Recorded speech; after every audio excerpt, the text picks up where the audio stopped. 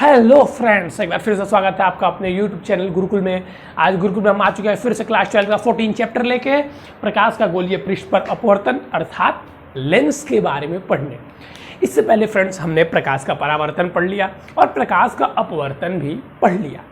अब देखिए, जैसे हमने प्रकाश का अपवर्तन पढ़ा, ठीक है, तो प्रकाश के अपवर्तन से ही जुड़ी हुई है लेंस। जिस प्रकार दोस्तों एक मिरर या हम कह सकते हैं दर्पण प्रकाश के परावर्तन से संबंधित है, ठीक उसी प्रकार अपवर्तन लेंस से संबंधित है। जिस प्रकार दर्पण प्रकाश के परावर्तन से संबंधित है, उसी प्रकार प्रकाश का अपवर्तन लेंस से संबंधित है। तो देखिए फ्रेंड्स, इससे पिछले वाले क्लासों में 11th में तो ये टॉपिक था ही नहीं रे ऑप्टिक्स, लेकिन अगर 9th 10th में आपने अच्छे से पढ़ा होगा तो ये सारी चीज़ें आपको मिली होंगी। तो हमने 9th 10th में पढ़ा था, तो हमने क्या पढ़ा था? प्रकाश का परावर्तन और दर्पण से बनने वाले फिगर्स। लेकिन क्लास 12th में यहाँ पर परावर्तन और दर्पण का कोई विशेष खास रोल नहीं है।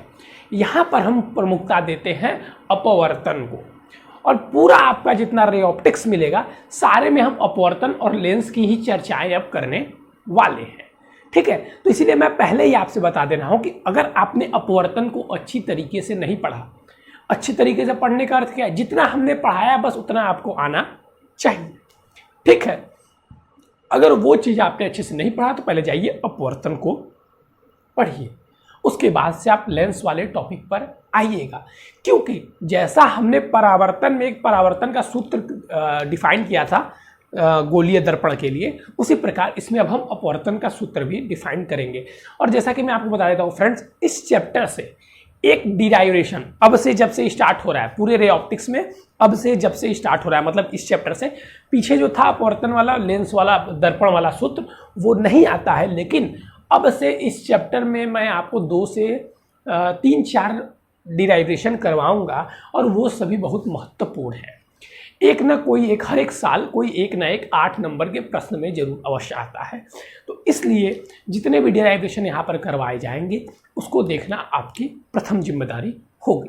तो चलिए हम बात करते हैं चैप्टर के बारे में, ठीक है। तो हमने जैसा जान रहे हैं लेंस, हमने पहले आपको बता दें कि हम जितनी भी चीज़ें पढ़ेंगे किससे संबंधित पढ़ेंगे? प्रकाश के अपवर्तन से। अब प्रकाश का अपवर्तन किस में होगा? तो कोई पारदर्शी माध्यम चाहिए प्रकाश के अपवर्तन के लिए, ठीक है ना। तो हम पहले एक सूत्र डिफाइन करेंगे, किसी गोलीय अवतल पृष्ठ पर प्रकाश के अपवर्तन का सूत्र डिफाइन करेंगे। ये हमारा पहला टॉपिक है। पहले हमको पता तो चल जाए कैसे किसी दर्पण में या किसी ऑब्जेक्ट में देखिए हम जानते हैं लेंस हमारा कैसा होता है, 2 ही प्रकार का होता है, ठीक है ना। अवतल उत्तल, और भी कई प्रकार के होते हैं, उसमें जोड़ जाते हैं समतल उत्तल समतल अवतल। लेकिन मुख्य कितने प्रकार के होते हैं? 2 प्रकार के होते हैं, अवतल उत्तल। उसके बारे में भी अभी हम चर्चा करेंगे। लेकिन मैं आपको समझाना चाह रहा हूं कि हम पहले सूत्र क्यों डिफाइन करेंगे किसी अवतल पृष्ठ का। तो हमें लेंस पढ़ना तो ये अवतल उत्तल होती है, तो किसी अवतल पृष्ठ में, लेंस नहीं बोल रहा हूं मैं, पृष्ठ बोल रहा हूं, किसी अवतल पारदर्शी माध्यम में या किसी उत्तल पारदर्शी माध्यम में प्रकाश किस प्रकार व्यवहार करती है उस पर हम चर्चा करने वाले हैं। समतल में तो हमने पीछे चर्चा कर ही लिया था, अब हम अवतल उत्तल में चर्चा करने वाले हैं। तो चलिए अब हम देखते हैं, ठीक है। तो हमारा टॉपिक क्या होगा? गोलीय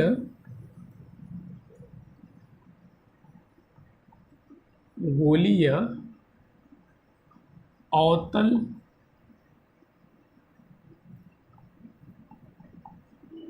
पृष्ठ पर प्रकाश के अपवर्तन का सूत्र,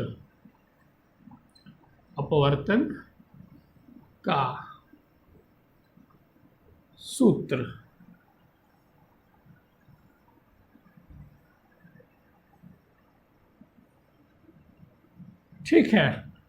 गोलीय अवतल पृष्ठ पर प्रकाश के अपवर्तन का सूत्र के बारे में हम बात करने वाले हैं। तो इससे पहले हम फिगर को देखेंगे, ठीक है। अगर देखिए आपको फिगर बनाना आ गया, जितने भी मैं डिराइवेशन करवाऊंगा, अगर आपको फिगर बनाना आ गया तो कुछ नहीं करना है आपको, तब कुछ भी नहीं करना है आपको। एक बात हमेशा याद रखिएगा, बस फिगर बनाना चाहिए। तो हम क्या बात करने वाले पे? अवतल पृष्ठ के बारे में। तो हम पहले सर्वप्रथम क्या करेंगे? हमने क्या किया कि एक अवतल पृष्ठ बना लेते हैं हम। ये रहा हमारा कोई एक, थोड़ा सा और पीछे बनाएंगे क्योंकि ज़्यादा आगे हो जा रहा है ना। ये रहा, हाँ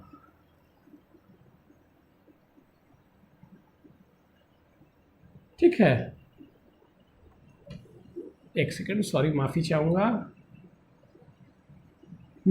अब ठीक है, क्या करूँ यार, कला अच्छी नहीं है ना ड्राइंग, बहुत खींच तीर के तो अपना प्रकाश से बनाया करता था। चलिए ठीक है, आप प्रकाश से भी नहीं बना सकता। ये हमारा अवतल पृष्ठ है, कोई अवतल समझिए, पारदर्शी अवतल कांच है, ठीक है। यह क्या हमारा अवतल पृष्ठ। एक सेकंड, आपको अच्छे से दिखाई दे रहा है कि नहीं, पहले मैं ये चेक कर लेता हूँ। ओहो, ये तो आपको दिखाई नहीं दे रहा है, सॉरी सॉरी सॉरी सॉरी। मुझे लगा कि यहाँ पे क्षेत्रफल से बाहर हो गया है, लेकिन चलिए कोई बात नहीं, फिर से बना देता हूँ। हाँ, ये यहाँ पे अब दिखाई देगा आपको।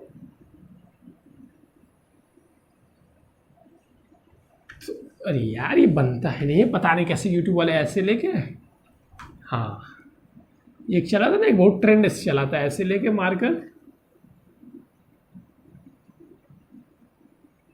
हाँ, इस बार अच्छा बन गया। चलिए, ये हो गया हमारा क्या, अवतल पृष्ठ। अवतल फिगर को अच्छे से देखते चलिए। देखिए, पहले हम क्या करेंगे, सर्वप्रथम हम, जैसे मैंने एक अवतल पृष्ठ बनाया वैसे आपको एक अवतल पृष्ठ बनाना है। अब उस अवतल पृष्ठ पर क्या होगा, अब देखिएगा भाई, ये अवतल पृष्ठ है तो इसका भी कोई एक मुख्य अक्ष होगा। हाँ सर, मुख्य अक्ष तो होगा। तो ये मान लिया हम, इसका ये केंद्र है, ध्रुव है, और ये रहा इसका मुख्य अक्ष।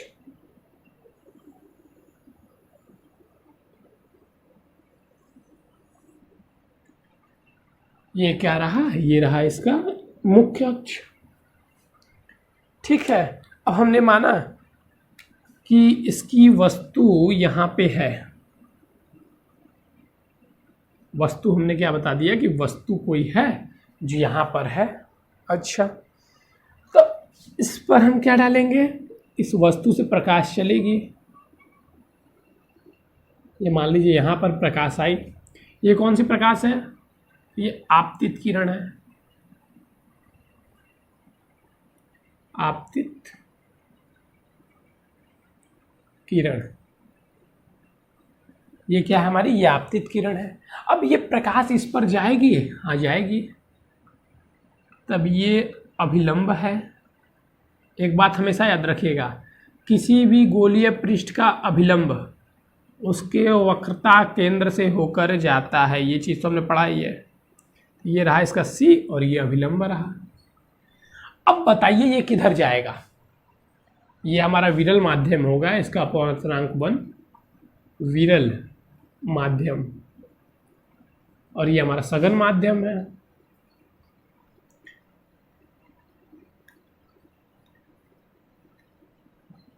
माध्यम, इसका अपवर्तनांक हो गया, हम मान लिए n2। इतनी चीजें समझ में आ रही कि नहीं, इसका अपवर्तनांक हम मान लिए n2। तब बताइए प्रकाश की किरण किधर जाएगी। अगर आपने अपवर्तन बढ़िया से पढ़ा होगा तो आप इसका उत्तर देने में समर्थ हैं आप, ठीक है। अगर आपने पढ़ा होगा अच्छे से तब। किधर जा रही है, विरल से सघन माध्यम में। सघन, विरल से सघन में जाएगी तो क्या होगा, अभिलंब की ओर झुकेगी। बस यही मैं सुनना चाह रहा था। चलिए, तो ये कहाँ चली जाएगी, ये अभिलंब की ओर थोड़ी सी प्रकाश की ऐसे जानी चाहिए थी, लेकिन ये थोड़ा सा विचलित हो जाएगी,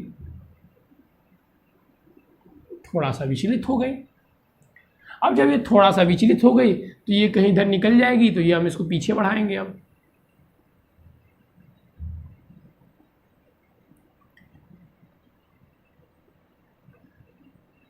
ये रही हमारी, यहाँ पे आ जाएगा कुछ, ये इमेज यहाँ पे आ गया, ये ऑब्जेक्ट है। ये हमारी कौन सी है, अपवर्तित किरण।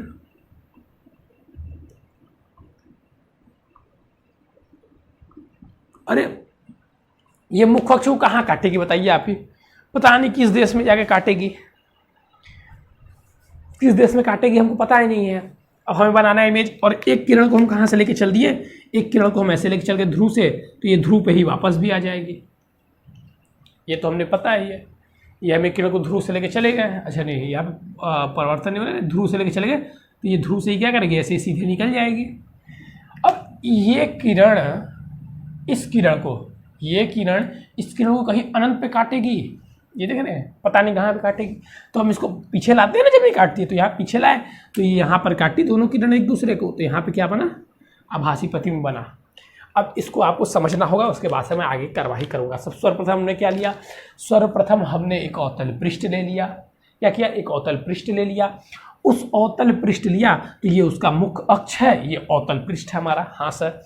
अब ये क्या है हमारा, ये हमारा वायु है, तो ये विरल माध्यम हो गया। इसका वायु का अपर्तनांक हमने N1 मान लीजिए वायु नहीं कुछ और है, उसका अपर्तनांक N1 है, और ये हमारा सघन माध्यम है, इसको हमने अपर्तनांक इसका N2 दे दिया। यहाँ तक कहानी खत्म हो गई, समझ में आ गया। अब यहाँ पर हमने एक ऑब्जेक्ट रखा जिससे प्रकाश की किरण निकली, और निकलने के पश्चात यहाँ तक पहले हम लाएंगे। अब यहाँ पे ला रहे हैं तो ये अपवर्तन होकर कुछ ऐसे हो जा रही है, तो हमें कैसे पता ये ऐसे ही होगा, तो हम पहले इस बिंदु तक लाएंगे, फिर क्या करेंगे, एक अभिलंब खींचेंगे। अब अभिलंब कहाँ से जाता है, तो ये ट्रिक याद रख लीजिए, अभिलंब हमेशा वक्रता केंद्र से आएगा, तो हम एक अभिलंब खींच देंगे, कहाँ से, वक्रता केंद्र से खींच देंगे। चलिए सर ठीक है। अब जब ये अभिलंब है तो ये विरल माध्यम से सघन माध्यम में जा रही, तो अभिलंब की ओर थोड़ा सा झुक गई। अब झुक गई, जब ये अभिलंब की ओर थोड़ा सा झुक गई तो निकल गई। ठीक है भाई, निकल गई। अब हम दूसरी किरण क्या करते हैं, मुख्य अक्ष के समांतर ले जाते हैं, मुख्य अक्ष पे ले जाते हैं, तो ये ध्रुव से जाएगी तो ध्रुव से ऐसे ही निकल जाएगी। अब हम देखते हैं कि ये ध्रुव से ऐसे ही निकल जाएगी, तो ये किरण अगर आप देखेंगे कहाँ गया, तो ये किरण ऐसे मान लीजिए कुछ है, और ये कुछ ऐसे है, तो ये कहीं काटेगी, पता नहीं, नहीं काटेगी कहीं। तो हम इसका आभासी प्रतिबिंब बनाने के लिए इसको पीछे लाएंगे, और इसको भी पीछे लाएंगे, तो हम देखते हैं कुछ प्रतिबिंब कहाँ बन रहा है, प्रतिबिंब यहाँ पर बन रहा है। इतनी चीज़ें पहले फिगर में आपको पता होना चाहिए, फिर चुटकियों में आपका क्वेश्चन सॉल्व हो जाएगा। चलिए अब फिर हम बात करते हैं क्या, अब हम बात करने वाले हैं कोण के बारे में, आपतन कोण और परावर्तन कोण। पहले हम इसको लेंगे, तो ये देखिएगा आप ध्यान से, अब देखिए चीज़ों को, ठीक है क्या सर, ध्यान से देखें हम, ये हमारी रही आपतित किरण और ये रहा अभिलंब, ये रही आपतित किरण और ये रहा अभिलंब, हाँ रहा। तब इनके बीच के कोण बताइए सर, तो ये रहा अभिलंब, तो इनके बीच का कोण ये हो गया हमारा I, यही तो हमने पढ़ा था, यही होता है, तो हाँ सर यही तो होता है, ये कोण हमारा हो गया I। अब ये रही हमारी परावर्तित किरण और ये रहा अपवर्तन, ये हो गया हमारा R। अब उसी के नियम से ये कोण भी हमारा कौन सा हो जाएगा, ये कोण भी हमारा R हो जाएगा, तो हाँ हो जाएगा सर, R तो हो जाएगा।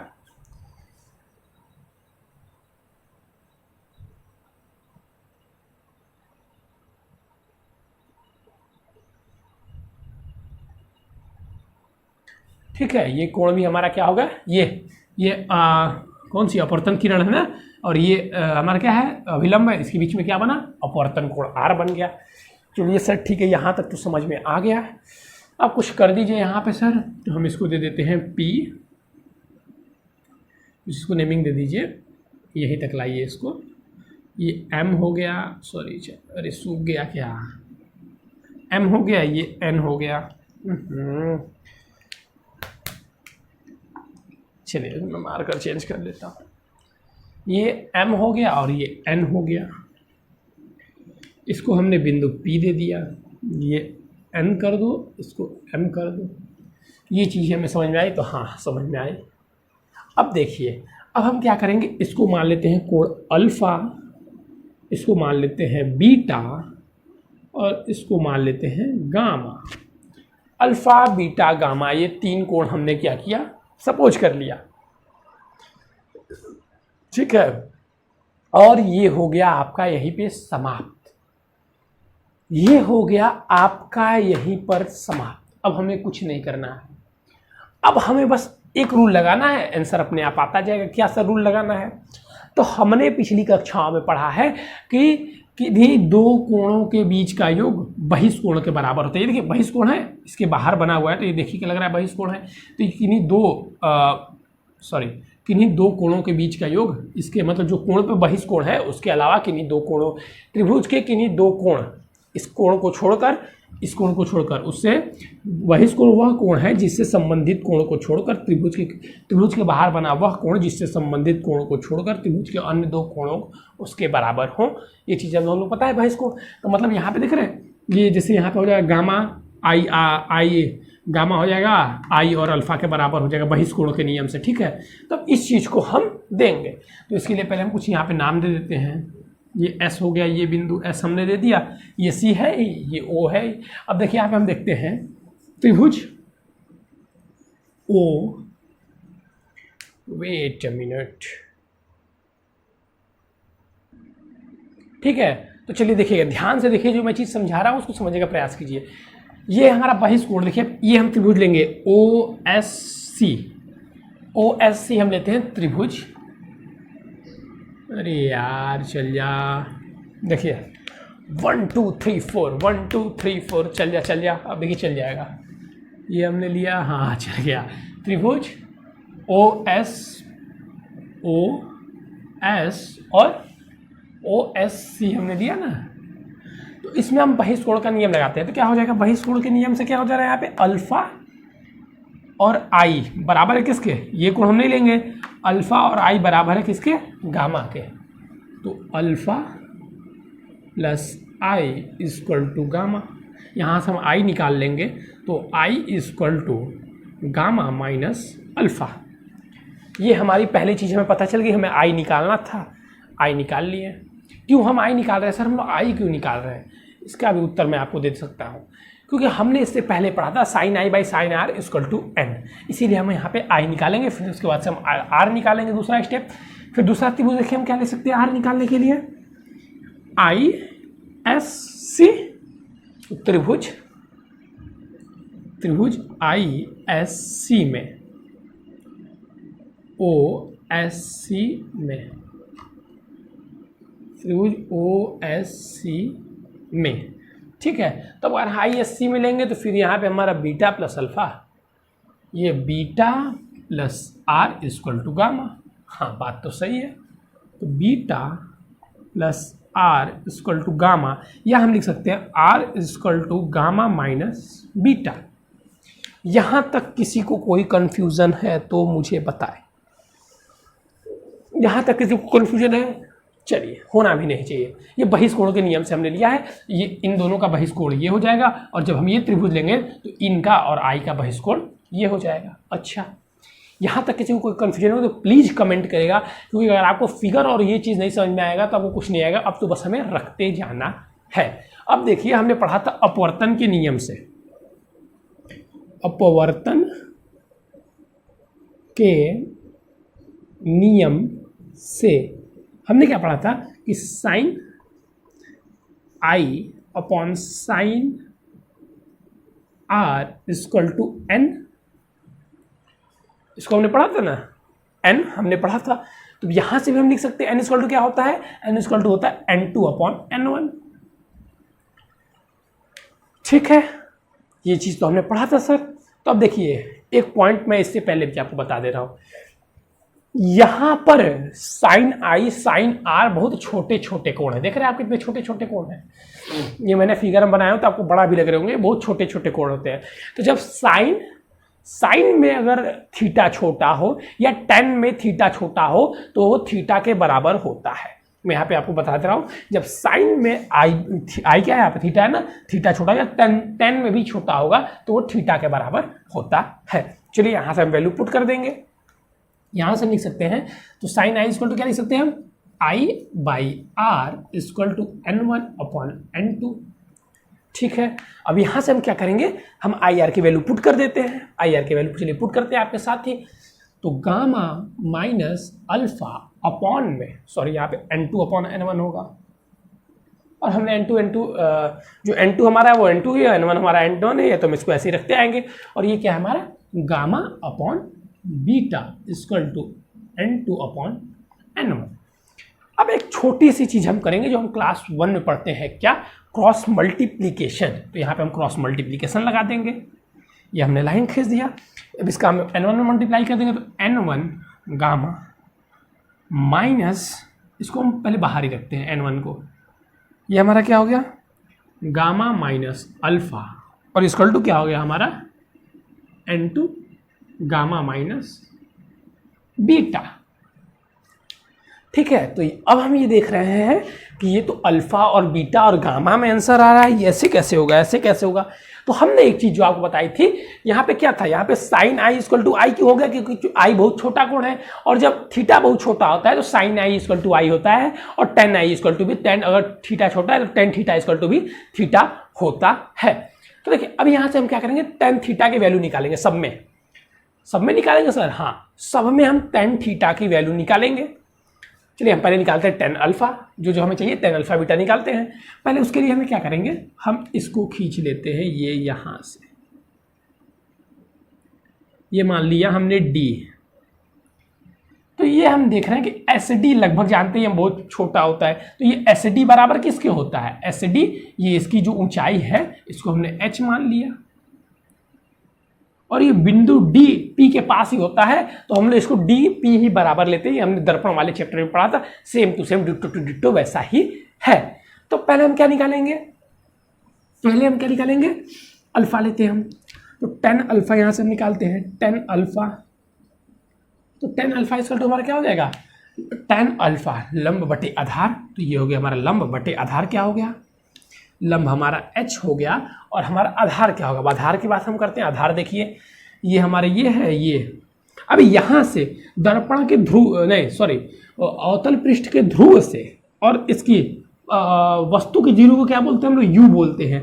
और ये किस दिशा में, इस दिशा में, तो u हमारा क्या हो जाएगा, u ऋणात्मक हो जाएगा। तो tan alpha equal to H by u, यहाँ हम लिख सकते हैं इसको alpha equal to H by, sorry मैं यहीं पे लिख देता हूँ, इसको ऐसे ज़्यादा अच्छा रहेगा, tan alpha equal to alpha, नहीं यहाँ पे नहीं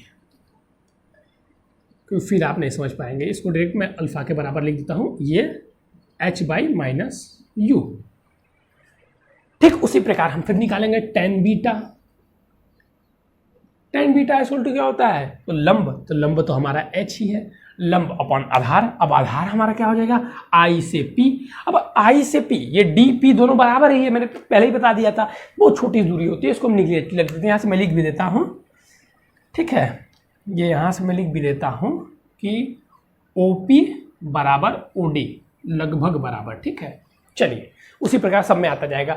अब ये टेन भी है, तो ये देखिए यहाँ से इसकी दूरी को हम क्या बोलते हैं, प्रतिबिंब से ध्रुव की दूरी को V बोलते हैं, तो माइनस V। ये इस साइड है ना, बाएं साइड माइनस होता है तो माइनस V, या हम यहाँ से कह सकते हैं कि beta equal to H by minus V।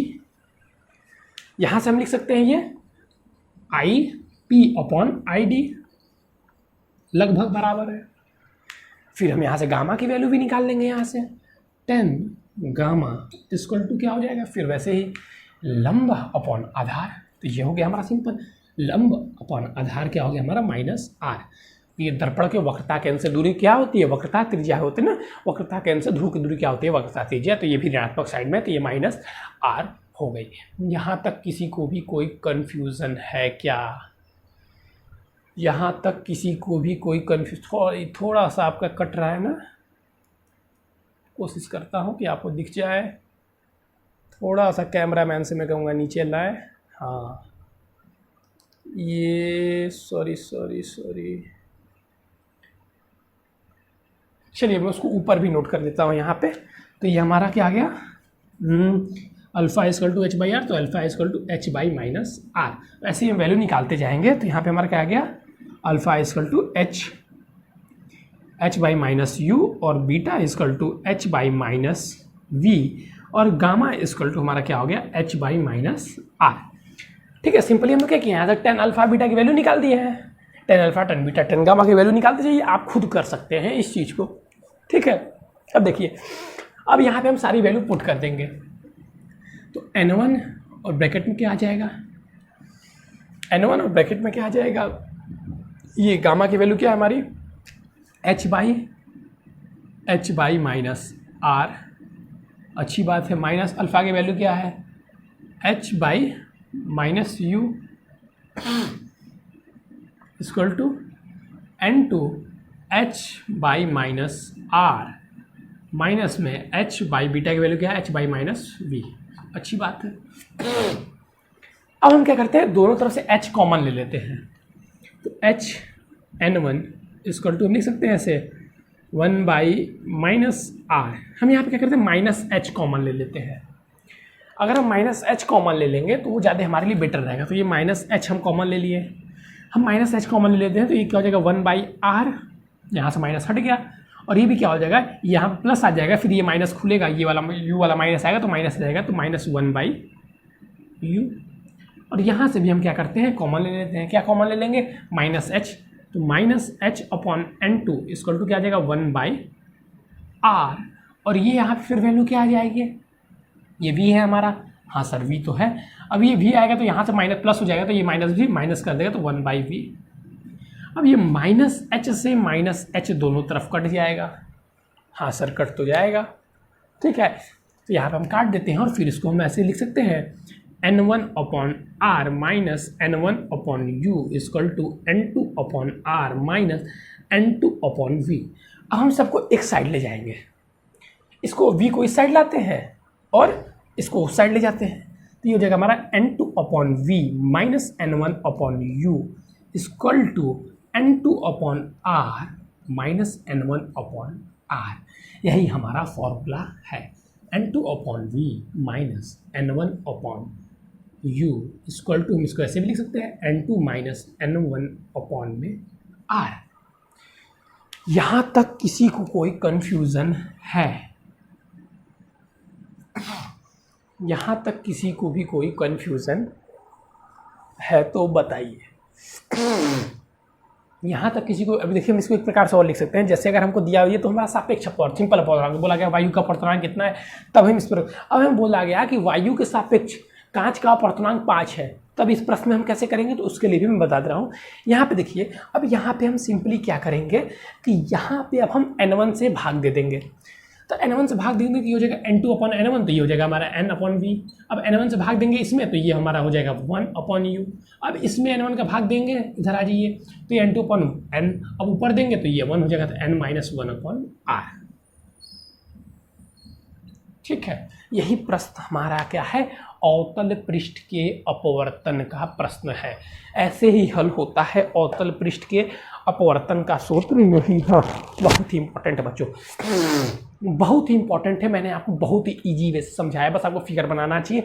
Figure बनाने में हमें क्या करना है, फिगर बनाने में आप देखिए हमें क्या करना है, हमने सिंपली क्या किया, एक अवतल पृष्ठ बनाया। यहाँ से देखते चलिए, हमने एक सिंपली क्या किया, एक अवतल पृष्ठ बनाया। अवतल पृष्ठ बनाने के बाद से हमने कुछ नहीं किया, अवतल पृष्ठ बना लिया। अवतल पृष्ठ के बाद से यहाँ पे एक वस्तु ली, वस्तु से यहाँ पे प्रकाश डाला, तो वस्तु का प्रकाश यहाँ पे पहुँचा तो हम अभिलंब की आवश्यकता पड़ी। तो अभिलंब कहाँ जाता है, हमेशा वक्रता केंद्र से जाता है। वक्रता केंद्र से अभिलंब लिया, विरल से सघन में जा रहा है तो अभिलंब की ओर झुकेगा, इसको हमने झुका दिया। फिर ये तो कहीं मिलेगा नहीं तो इसको पीछे बढ़ा दिया, और पीछे दबाने के बाद से यहाँ पे कटा। कटने के बाद से हमने IR पता चल गया हमें कौन सा आपतन कोण है। हम जानते हैं आपतन कोण क्या होता है, आपतन कोण आपतित किरण तथा अभिलंब के बीच बना कोण आपतन कोण, और अपवर्तन कोण क्या होता है, अपवर्तित किरण तथा अभिलंब के बीच बना कोण अपवर्तन कोण होता है। तो उसके बीच में बन गया R, ये हमारा बन गया चित्र ऐसा, अल्फा बीटा गामा ये हमने मान लिया। आप लिखेंगे तो मान लेंगे कोण O इक्वल टू अल्फा, कोण I इक्वल टू बीटा और कोण C इक्वल टू गामा। अब यहाँ से हमने बहिष्कोण का नियम निकाला, बहिष्कोण के नियम से हमने ये मिल गया, IR की वैल्यू मिल गई। बहिष्कोण के नियम के बाद से हम जानते हैं अपवर्तन के नियम sine I by sine R। हमने जाना कि साइन I में अगर थीटा की वैल्यू बहुत साइन थीटा में थीटा की वैल्यू बहुत छोटी होगी, तो वहाँ पर थीटा की वैल्यू जब छोटी होगी तो वहाँ पर हम क्या लिख देंगे, आई लिख सकते हैं। साइन थीटा की अगर थीटा की वैल्यू बहुत छोटी है, sine theta equal to theta लिख सकते हैं, और टेन थीटा इक्वल टू भी थीटा लिख सकते हैं। तो ये हमारा यहाँ तक ये फॉर्मूला बन गया रखने के बाद से। अब हमने क्या बताया कि अगर थीटा की वैल्यू बहुत छोटी है, टेन थीटा इक्वल टू भी थीटा लिख सकते हैं। तो यहाँ से हमने क्या किया, टेन थीटा की वैल्यू निकाल ली। हमने लिखा tan alpha equal to alpha, तो एच बाई यू आया, और थीटा बहुत छोटा है तो टेन थीटा इक्वल टू क्या होगा, अल्फा के बराबर होगा, तो एच बाई यू। अब यहाँ से हमने अल्फा गामा बीटा की वैल्यू निकाल ली और इसमें रख दिया। हल करने के बाद से हमें ये मिल गया। जब हमें ये मिल जाता है तो हम जानते हैं, हम इसमें n1 का भाग दे देते हैं, तो ये सापेक्ष अपवर्तनांक वाला एक सूत्र मिल गया, एक सिंपल अपवर्तनांक वाला सूत्र मिल गया। यही हमारा क्या होता है, यही हमारा अवतल गोलीय अवतल पृष्ठ द्वारा अपवर्तन का सूत्र होता है। तो बच्चों चलिए इसको अच्छे से देख लीजिए। आज के लिए बस इतना ही, और हमारे साथ चैनल बने रहिए। थैंक यू बच्चों, have a nice day. Channel को सब्सक्राइब करें। पहले जाते जाते आप स्क्रीनशॉट लेते जाइए, आपके नोट्स के लिए बहुत जरूरी है। ले लीजिए आराम से स्क्रीनशॉट लीजिए। मैं एक बार फिर से हट जाता हूँ, स्क्रीनशॉट ले लीजिए। चलिए बच्चों, thank you, have a nice day. Channel को सब्सक्राइब जरूर करें, हमारे साथ बने रहें।